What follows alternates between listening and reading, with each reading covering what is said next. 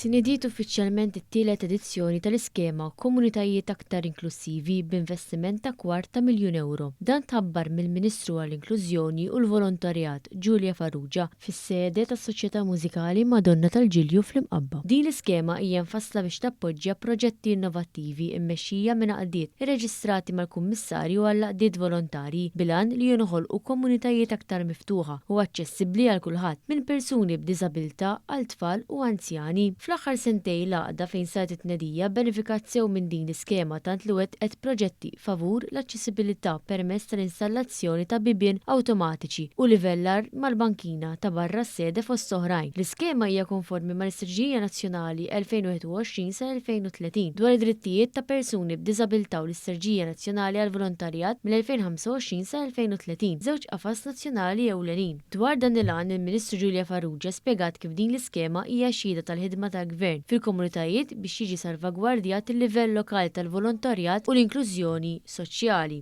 Aktar għaqdiet li joħolqu proġetti fil-komunità li jkunu inklusivi, €250,000 oħra illi se jkunu qegħdin jgħinuna biex inwasslu din il-viżjoni.